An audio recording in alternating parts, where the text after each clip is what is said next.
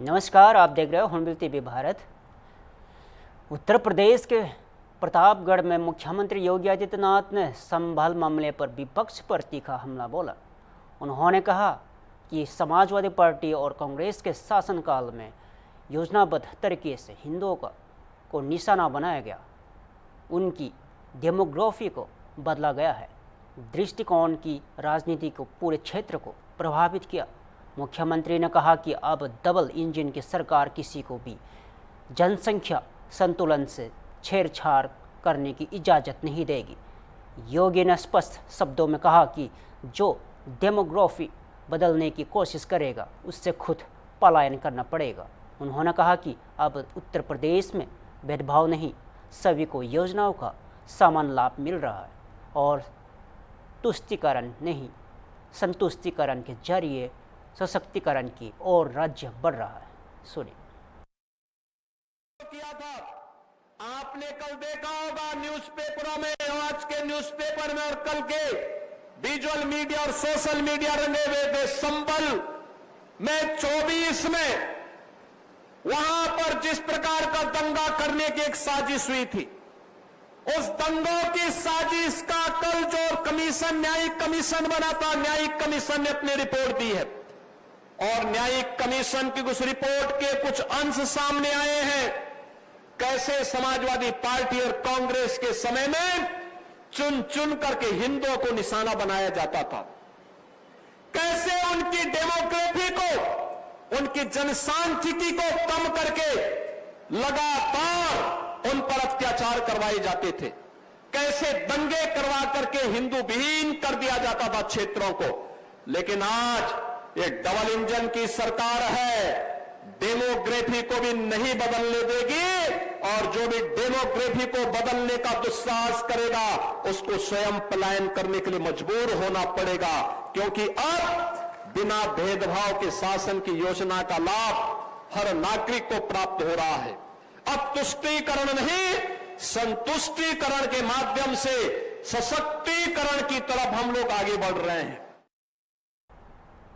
इधर अमेरिका द्वारा भारतीय उत्पादनों पर 50% टैरिफ लगाए जाने के बीच केंद्रीय मंत्री शिवराज सिंह चौहान ने शुक्रवार को केवल देश में बने उत्पादों के उपयोग का आह्वान किया है। उन्होंने कहा कि राजनीतिक और वैचारिक भेदभाव मतभेद अपनी जगह है, लेकिन राष्ट्रीय हित के मुद्दों पर देश को एकजुट होना चाहिए। शिवराज सिंह चौहान ने कहा, यह बयान ऐसे समय में आया जब अमेरिका के टैरिफ फैसले को लेकर भारत राजनीतिक प्रतिक्रिया तेज हो रही है और वोकल फॉर लोकल अभियान को लेकर एक बार फिर केंद्र सरकार लाया जा रहा है। मैं एक निवेदन आपसे करना चाहता हूं, एक प्रार्थना मेरी।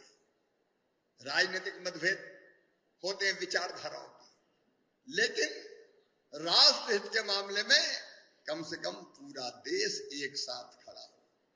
देखो, दुनिया को अगर बचाना है, आज जिस दिशा में दुनिया जा रही है, कुछ देश के अधिनायकवादी नेता जैसा व्यवहार कर रहे हैं, वो सारे विश्व के लिए संकट बन के खड़ा हो गया है। ऐसे में मैं इस डायस से खड़े होके ये साहस कहने का कर पा रहा हूं कि भौतिकता की अग्नि में दग्ध विश्व मानवता को शाश्वत शांति के पथ का दिग्दर्शन अगर कोई कराएगा तो हमारा भारत कराएगा, हमारा देश कराएगा। इसके अलावा और कोई मार्ग नहीं है, और कोई रास्ता नहीं है। और तो जरूरी है कि हमारा देश मजबूत बने, हमारा देश दुनिया को दिशा देने की कोशिश करे। और इसलिए जो चुनौतियां आज भारत के सामने खड़ी है, उनके बहुत विस्तार में मैं नहीं जाना चाहता, लेकिन हमारे प्रधानमंत्री जी ने एक अपील की है। आज जो ताजे संकट है, टैरिफ के सवाल उठाए जा रहे हैं, टैरिफ लादा जा रहा है, ऐसे वातावरण में देशभक्ति की भावनाएं प्रज्वलित होनी चाहिए सारे देश में। और एक संकल्प हर एक भारतवासी को करना चाहिए कि हम अपने दैनिक जीवन में आने वाली चीजों का उपयोग, उन्हीं चीजों का उपयोग करेंगे जो हमारे देश में उत्पादित हो, जो हमारे देश में बनी हो, जो हमारे लोगों ने बनाई हो, जिसमें हमारे लोगों के पसीने की खुशबू आती हो, भारत की माटी की सौदी सुगंध आती हो। ये जरूरी है भारत की अर्थव्यवस्था को मजबूत करने के लिए। और मुझे पूरा विश्वास है कि देशभक्त भारतीय इस दिशा में एक नया इतिहास रचेंगे। पटना में शुक्रवार को कांग्रेस और भाजपा कार्यकर्ताओं के बीच झड़प हो गई, जब प्रधानमंत्री नरेंद्र मोदी पर की गई राहुल गांधी की एक टिप्पणी को लेकर भाजपा कार्यकर्ता ने कांग्रेस कार्यालय के सामने विरोध प्रदर्शन किया। विरोध प्रदर्शन के दौरान माहौल उस वक्त बिगड़ गया जब कांग्रेस कार्यकर्ताओं द्वारा कथित रूप से पथराव किया गया, जिसके जवाब में भाजपा कार्यकर्ताओं ने संपत्ति में तोड़फोड़ की।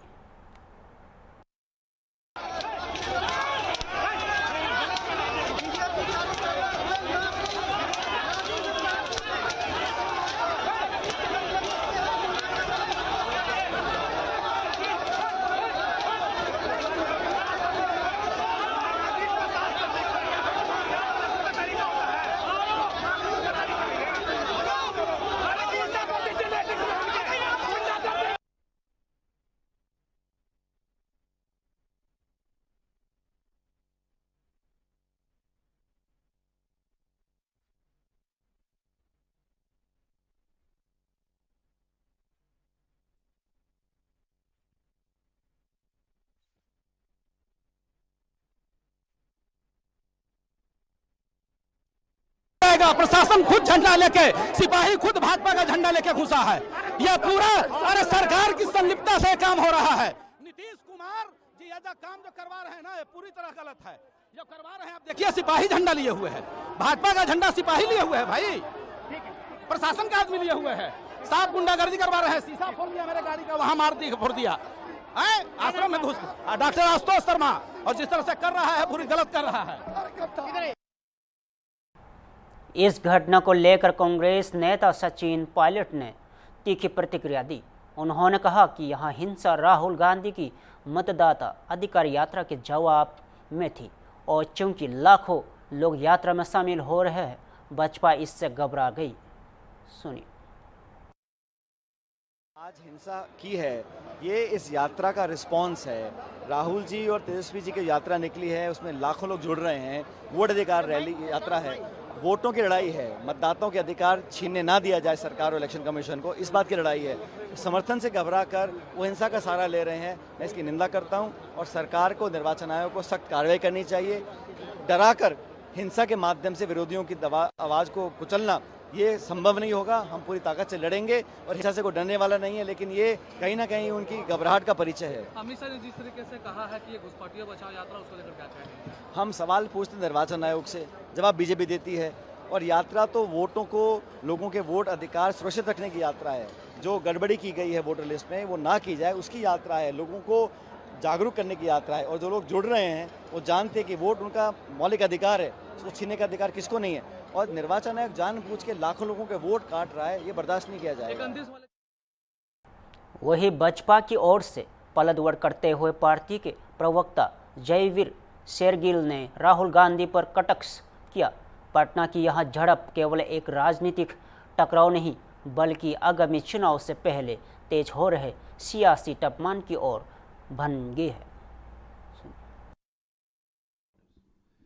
The Congress has a track record of resorting to violence when they stare at defeat. Instead of vote adhikar yatra, Mr. Rahul Gandhi should have started a vote reject manthan yatra to indulge in much awaited deep introspection why under Mr. Rahul Gandhi's leadership Congress party has lost more than 90 Lok Sabha elections and state assembly elections. So Mr. Rahul Gandhi has all the right to see stars in the broad daylight, but the writing on the wall is clear that it is NDA government once again in Bihar. Lastly, it will Mr. Rahul Gandhi is behaving like a classic child who blames the pen, the question paper and the teacher for his failures but never indulges in introspection. So best of luck to him for his style of politics. Uttarakhand के रुद्रप्रयाग, चमोली, तिहारी और बागेश्वर जिलों में बादल फटने और भारी बारिश ने जनजीवन को बुरी तरह प्रभावित किया है। इसी के मद्देनज़र मुख्यमंत्री पुष्पकार सिंह धामी ने शुक्रवार को संबंधित जिलाधिकारियों से फ़ोन पर बातचीत की और राहत एवं बचाव कार्यों में तेजी लाने का निर्देश दिए। मुख्यमंत्री आवास पर आपदा प्रबंधन को लेकर एक उच्च स्तरीय बैठक भी हुई, जिसमें सभी प्रभावित क्षेत्रों में बुनियादी सुविधाएं शीघ्र उपलब्ध कराने का निर्देश दिया गया। रुद्रप्रयाग जिले में स्थिति सबसे गंभीर बताई जा रही है। मंदाकिनी नदी खतरे के निशान से ऊपर बह रही है और 70 से अधिक लोगों को सुरक्षित स्थानों पर पहुंचाया गया है। वसु केदर क्षेत्र में बादल फटने से गंभीर क्षति नहीं हुई, लेकिन खतरा अभी भी बना हुआ है। एसडीआरएफ की टीमें मौके पर मौजूद है और लगातार बचाव एवं राहत कार्यों में जुटी हुई है। सरकार और प्रशासन दोनों ही हालत पर नज़दीकी निगरानी बनाए हुए हैं। सर जो है अलर्ट पे प्रशासन भी है और लगातार नदी का जलस्तर भी बढ़ रहा है। एहतियातन किस तरीके की व्यवस्थाएं की जा रही है? देखिए, कुछ जगह सड़क पर पानी आ गया था, जिस वजह से यातायात को रोका गया था और साथ ही साथ जितनी भी हमारी ट्रैफिक पुलिस का फोर्स है वो दोनों तरफ डिप्लॉय कर दिया गया था। और अभी जो है पानी का जलस्तर कम हुआ है तो अभी यात्रा के लिए मार्ग खोल दिया गया है और साथ ही साथ जितना घाट है हमारे वहाँ पर जल पुलिस की तैनाती की गई है और यहाँ अनाउंसमेंट के माध्यम से लोगों को अवेयर किया जा रहा है कि घाटों के नजदीक ना हो। सर लगातार अब बारिश फिर से शुरू हो गई है, ऊपरी क्षेत्रों में भी लगातार मूसलाधार बारिश है, जहाँ पे खतरे संभावित है। देखिए, अलकनंदा नदी के जितने भी घाट है वहाँ पर तो अलर्ट किया गया है, साथ ही साथ लगातार अनाउंसमेंट के माध्यम से हम लोगों को जागरूक कर रहे हैं और जो निचले इलाके हैं वहाँ पर भी बता दिया गया है। नीचे के देवप्रयाग और लक्ष्मण झूला थाने को भी अलर्ट में रहने के लिए बता दिया गया है। साथ ही साथ लगातार अनाउंसमेंट के माध्यम से भी लोगों को अवगत कराया जा रहा है। सर हाईवे पे भी कई जगह पत्थर गिर रहे हैं, वहाँ भी पुलिसकर्मियों की तैनाती वगैरह। देखें हाँ, जैसे इतने संवेदनशील जो लैंडस्लाइड के जोन से हमारे जहाँ पर स्लाइड आई है वहाँ पर भी पुलिसकर्मियों की तैनाती की गई है ताकि यातायात में कोई बाधा न हो। शिवसेना प्रमुख उद्धव ठाकरे ने शुक्रवार को ऐलान किया है कि उनकी पार्टी उपराष्ट्रपति के पद के लिए इंडियन ब्लॉक के उम्मीदवार सुदर्शन रेड्डी को वोट देगी। ठाकरे ने कहा कि यहां चुनाव केवल राजनीतिक नहीं बल्कि संवैधानिक गरिमा बनाए रखने की जिम्मेदारी से जुड़ा है। इससे पहले महाराष्ट्र के मुख्यमंत्री देवेंद्र फडणवीस ने एनडीए उम्मीदवार सीपी राधाकृष्णन के समर्थन के लिए उद्धव ठाकरे और शरद पवार दोनों से संपर्क किया था। एनसीपी प्रमुख शरद पवार पहले ही रेड्डी के समर्थन देने की घोषणा कर चुके हैं, जबकि ठाकरे ने तब चर्चा के लिए समय मांगा था। सुदर्शन रेड्डी फिलहाल मुंबई दौरे पर है। उन्होंने आज उद्धव ठाकरे से मुलाकात की और अब शरद पवार से मिलने की योजना है। रेड्डी साहब अभी आए हैं और आप सभी को पता है देश के लिए आने वाला चुनाव महत्वपूर्ण है, क्योंकि उपराष्ट्रपति मतलब एक गरिमा होती है उस पद की। उस गरिमा कायम रखने के लिए योग्य व्यक्ति वहां होनी चाहिए। और हम सारे लोग देख रहे हैं कि हमारे जो पूर्व उपराष्ट्रपति थे, अचानक क्या हुआ, उन्होंने इस्तीफा दिया, तबीयत ठीक नहीं कहा और लापता हो गए। एक टीवी पे सीरियल थी, कहाँ गए वो लोग, तो वैसे वो कहाँ गए हमारे उपराष्ट्रपति जी। तो अभी समय आया है जितने भी सांसद हैं और जिनके दिल में देश के लिए प्यार है, वो सभी लोग रेड्डी साहब को मतदान करें। और हमने तो डिसीजन लिया है, निर्णय लिया है, पूरी इंडिया आघाड़ी और महाराष्ट्र में महाविकास आघाड़ी, सारे जो हमारे पक्ष है, मित्र पक्ष है, एकजुट होकर हम रेड्डी साहब के पीछे खड़े। आज मैं उनको रेड्डी साहब को मतदान करने के लिए फोन करूंगा। सुप्रीम कोर्ट को 2 नए न्यायाधीश मिल गए हैं। न्यायमूर्ति आलोक आराधे और न्यायमूर्ति विपुल मनुभाई पांचोली ने शुक्रवार को भारत के सर्वोच्च न्यायालय के न्यायाधीश के रूप में शपथ ली। शपथ ग्रहण समारोह में भारत के मुख्य न्यायाधीश BR गवाई ने दोनों न्यायाधीशों को पद की शपथ दिलाई। सुप्रीम कोर्ट कॉलेजियम के 25 अगस्त को हुई बैठक में दोनों वरिष्ठ न्यायाधीशों को शीर्ष अदालत में नियुक्त करने की सिफारिश की थी, जिसे केंद्र सरकार 27 अगस्त को मंजूरी दी। न्यायमूर्ति आराधे मुंबई उच्च न्यायालय के मुख्य न्यायाधीश थे, जबकि न्यायमूर्ति पंचोली पटना उच्च न्यायालय के मुख्य न्यायाधीश रहे। इन नियुक्तियों के साथ सुप्रीम कोर्ट अब अपने पूर्ण 34 न्यायाधीशों की क्षमता के साथ कार्य करेगा। हालांकि कॉलेजियम में न्यायमूर्ति BV नखरत्न ने न्यायमूर्ति पंचोली की पदोन्नति पर असहमति जताई थी। उन्होंने उनकी अखिल भारतीय वरिष्ठता सूची में 97वें स्थान का हवाला देते हुए चिंता जाहिर की थी।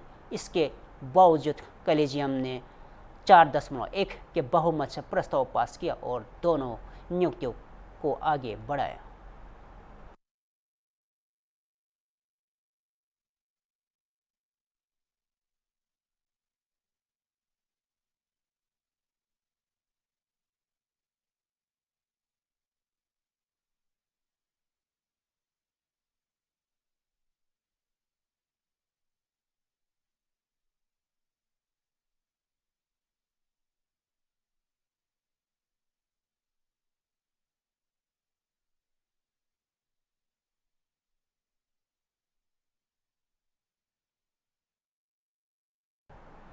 महिलाओं की सुरक्षा को लेकर नारी 2025 रिपोर्ट ने एक बार फिर देश के शहरी इलाकों में गहरी चिंता जताई है। रिपोर्ट के अनुसार 40% शहरी महिलाएं खासकर रात के समय खराब स्ट्रीट लाइटिंग और कम सुरक्षा व्यवस्था के कारण असुरक्षित महसूस करती है। सबसे कम सुरक्षित शहरों में से रांची, श्रीनगर, कोलकाता, दिल्ली, फरीदाबाद, पटना और जयपुर शामिल है। वही कोहिमा, आइजोल, गंगटोक, ईटानगर और भुवनेश्वर को सबसे सुरक्षित शहरों की सूची में जगह मिली है। 12,770 महिलाओं पर आधारित इस सर्वे में खुलासा हुआ है कि सिर्फ 22% महिलाओं ने ही उत्पीड़न की रिपोर्ट दर्ज कराई और उनमें से सिर्फ 16% मामलों में कार्रवाई हुई। कार्यस्थल पर भी स्थिति चिंताजनक है। 53% महिलाओं को अपने ऑफिस की पोस्ट महिलाओं के यौन उत्पीड़न से संरक्षण नीतियों की जानकारी नहीं है। सुनिए। महिलाओं के सेफ्टी के लिए बहुत उपयोगी साबित होगी। जो उन्होंने सर्वसमावेशी ऐसी ये रिपोर्ट बनाई है, अन्य भी सब चीजों को उन्होंने ध्यान में लिया है कि महिलाओं को किस तरीके से सुरक्षा और सम्मान देने के लिए बाकी भी फैक्टर्स काम करते हैं। तो इस रिपोर्ट को लेकर अगर वो जहाँ जिस जगह की उन्होंने ये रिपोर्ट बनाई है वहाँ पे जो लोकल जो भी अधिकारी है या लोकल जो बॉडीज है उनको देते हैं तो इम्प्लीमेंट करने में बहुत आसानी होगी। राष्ट्रीय महिला आयोग भी उनको मदद करेगा। ग्रेटर नोएडा का जो डॉरी का केस आया था, आपने इसमें कितनी ज्यादा इन्वेस्टिगेशन कराई है और आप कहा था कि 3 दिन के बाद जो रिपोर्ट भी आएगी, अभी तक इन्वेस्टिगेशन कहाँ तक पहुंची है? हमने ग्रेटर नोएडा की जो घटना घटी है इसका हमने सुमोटो कॉग्निजेंस लिया है और डीजीपी को हमने पत्र लिखा है कि तुरंत वो इसकी जांच करे और जो कार्यवाही उन्होंने करी है वो 3 दिन में हमारे सामने वो सादर करे। तो उनकी तरफ से जानकारी तो जरूर आई है कि उन्होंने कुछ लोगों को गिरफ्तार किया है और उनकी जांच आगे और भी चल रही है। पेरेंट्स से आपकी बात हुई किसी तरह से? मेरी अभी तक उनके साथ बात नहीं हुई है। हम प्रयास कर रहे हैं, आज देखते हैं कि आज उनके साथ बात कैसे हो सकती है। इस बीच ग्रेटर नोएडा में दहेज हत्या के मामले में भी राहत कर ने कहा है कि राष्ट्रीय महिला आयोग ने स्वतः संज्ञान लिया है। उत्तर प्रदेश के पुलिस महानिदेशक को 3 दिन के रिपोर्ट देने के निर्देश दिए गए हैं और जांच जारी है। रिपोर्ट को अब हर साल शहरी भारत में महिलाओं की सुरक्षा का वार्षिक मानक माना जाएगा।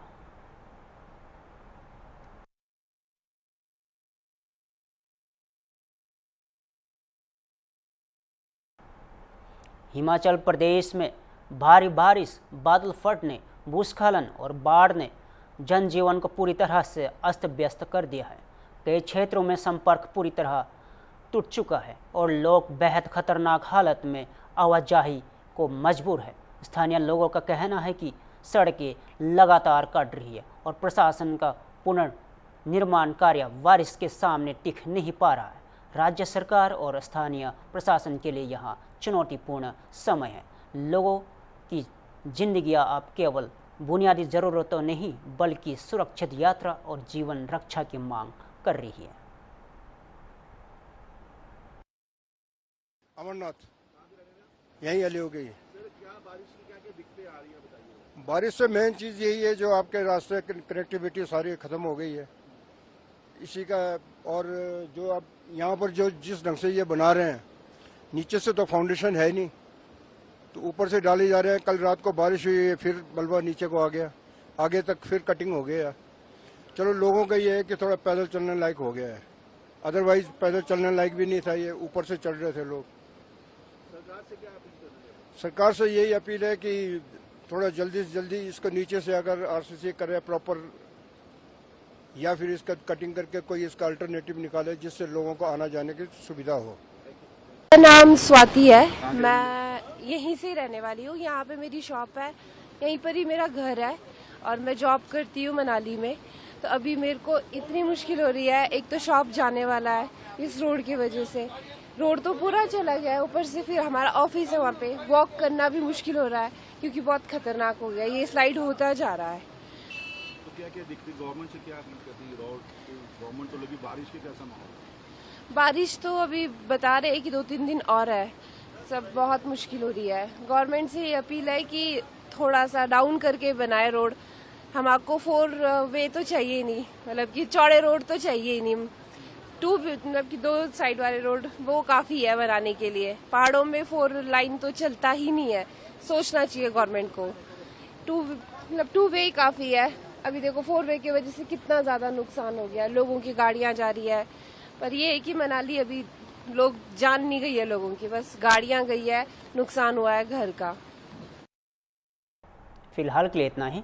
देश और प्रदेश से जुड़े हर खबरों के लिए देखते रहिए हॉर्नबिल टीवी भारत।